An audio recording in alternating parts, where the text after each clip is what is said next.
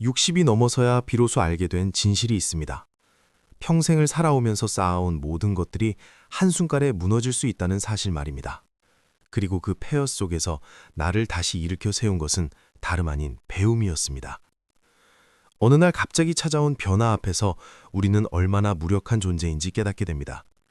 오랜 세월 다녔던 직장에서의 퇴직, 건강의 적신호, 자식들의 독립, 배우자와의 이별. 이런 순간들이 찾아올 때 우리에게 남은 것은 과연 무엇일까요? 바로 지금부터 그 이야기를 시작하겠습니다. 한 분을 만났습니다. 서울 변두리에서 작은 식당을 운영하시던 68의 김 사장님이셨습니다. 30년 넘게 한결같이 칼국수 한 가지만 끓여오신 분이셨습니다.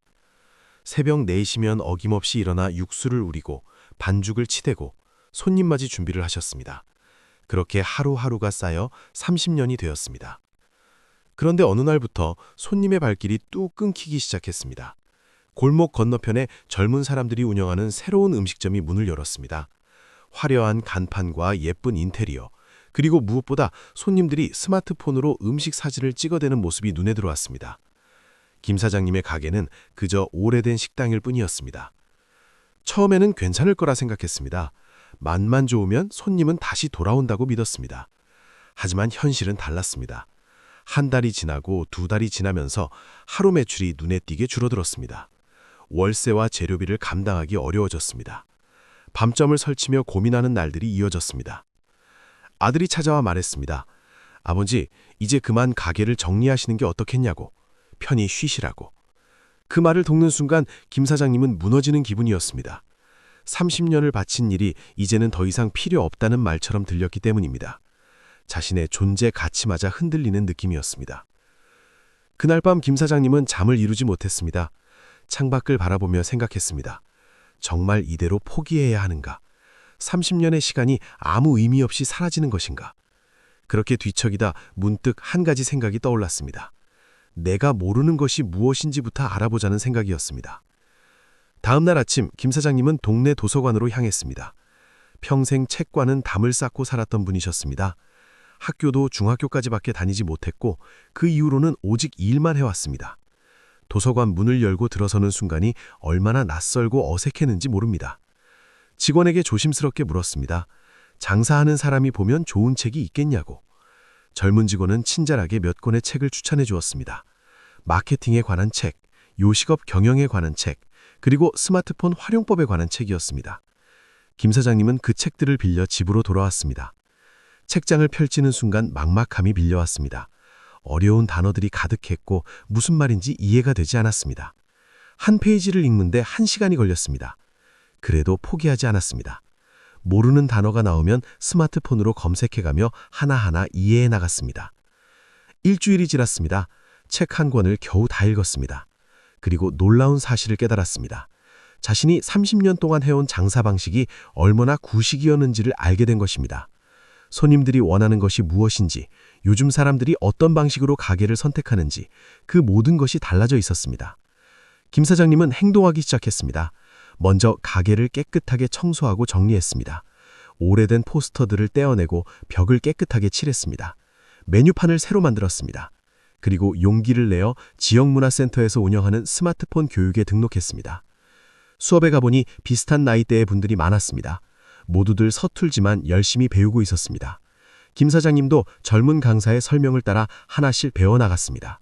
사진 찍는 법, 편집하는 법, 그리고 가게를 알리는 법까지. 처음에는 손가락이 말을 듣지 않아 답답했지만 매일 연습하니 조금씩 익숙해졌습니다. 한 달 뒤 김 사장님은 가게 소개글을 직접 작성해서 올렸습니다. 30년 동안 한결같이 지켜온 맛과 정성에 대한 이야기였습니다. 그리고 칼국수 사진도 정성껏 찍어서 함께 올렸습니다. 화려하지는 않았지만 진심이 담긴 글이었습니다. 반응은 천천히 찾아왔습니다. 먼저 한두 명의 손님이 글을 보고 찾아왔습니다. 맛있게 먹고 다시 글을 남겨주었습니다. 그 글을 본 또 다른 사람들이 찾아왔습니다. 입소문이 퍼지기 시작했습니다. 오래된 가게의 진짜 맛을 찾는 사람들이 하나둘 늘어났습니다. 석 달이 지나자 가게는 예전보다 더 붐비게 되었습니다. 하지만 김 사장님에게 더 큰 변화는 따로 있었습니다. 바로 자신에 대한 자신감이었습니다.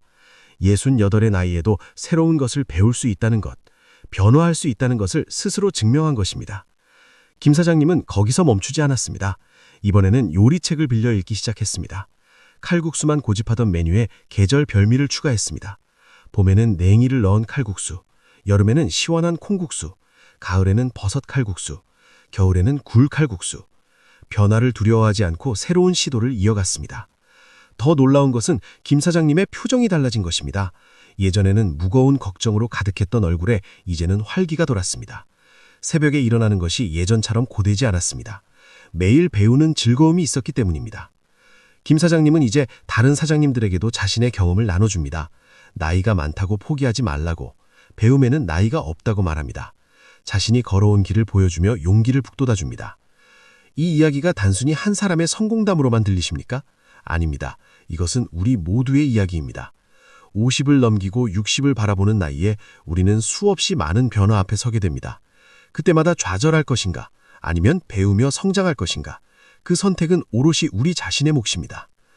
배움이란 무엇입니까? 단순히 지식을 쌓는 것이 아닙니다. 배움은 변화하는 세상 속에서 나 자신을 지키는 힘입니다. 쓸모없어졌다고 느낄 때, 세상에 뒤처졌다고 생각될 때, 바로 그때 배움은 우리에게 다시 일어설 힘을 줍니다. 한 연구 결과를 보면 평생 학습을 지속하는 사람들이 그렇지 않은 사람들보다 행복도가 높다고 합니다. 단순히 경제적인 이유가 아닙니다. 배우는 과정 자체가 뇌를 자극하고 삶의 활력을 불어넣기 때문입니다. 새로운 것을 익히는 과정에서 느끼는 성취감, 그것이 우리를 살아있게 만듭니다. 어떤 분은 70이 넘어서 컴퓨터를 배우기 시작했습니다. 손주들과 영상통화를 하고 싶다는 소박한 바람에서 시작된 일이었습니다. 처음에는 키보드 자판을 찾는 것도 어려웠습니다. 하지만 포기하지 않았습니다. 매일 1시간씩 연습했습니다. 이제 그분은 손주들과 자유롭게 대화하고 직접 찍은 사진을 편집해서 보내기까지 합니다. 또 다른 분은 65회 영어 공부를 시작했습니다. 평생 해외여행 한번 가보지 못했지만 이제라도 세상을 보고 싶다는 꿈이 생겼기 때문입니다. 주변에선 그 나이에 무슨 영어냐고 만류했습니다. 하지만 그분은 아랑곳하지 않았습니다. 매일 라디오 영어 강좌를 들으며 따라했습니다. 2년이 지난 지금 그분은 혼자서 동남아 여행을 다녀올 정도가 되었습니다. 이 이야기들의 공통점은 무엇일까요? 바로 나이를 핑계 삼지 않았다는 것, 늦었다고 포기하지 않았다는 것, 배움 앞에선 나이가 숫자일 뿐이라는 것을 스스로 증명했다는 것입니다. 우리는 살아오면서 수많은 것들을 잃어버립니다. 젊음을 잃고 건강을 잃고 때로는 사랑하는 사람들을 잃기도 합니다. 하지만 배움만큼은 나이가 들수록 더욱 깊어질 수 있습니다. 젊은 시절에는 보이지 않던 것들이 이제는 보입니다. 경험이 쌓이면서 배움의 깊이가 더해집니다. 어느 철학자는 말했습니다. 배움은 죽는 순간까지 계속되어야 한다고. 우리가 숨 쉬는 한 배워야 한다고. 그것이 인간답게 사는 길이라고. 지금 이 순간에도 어딘가에선 80 노인이 새로운 악기를 배우고 있고 70 할머니가 그림을 그리기 시작하고 있습니다. 배움은 거창한 것이 아닙니다.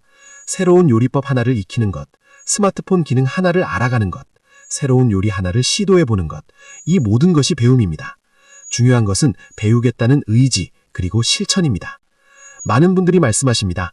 나이 들어 뭘 배워서 어디에 쓰겠냐고, 이미 늦었다고. 하지만 그것은 스스로를 가두는 틀에 지나지 않습니다. 배움의 가치는 쓸모에 있지 않습니다. 배움의 진정한 가치는 배우는 과정 그 자체에 있습니다. 배우는 순간 우리의 뇌는 활성화됩니다. 새로운 연결망이 만들어지고 기존의 연결이 강화됩니다. 이것은 과학적으로 증명된 사실입니다. 나이가 들어도 뇌는 계속 발달할 수 있습니다. 단 자극을 주어야 합니다. 그 자극이 바로 배움입니다. 김 사장님이 그러셨습니다.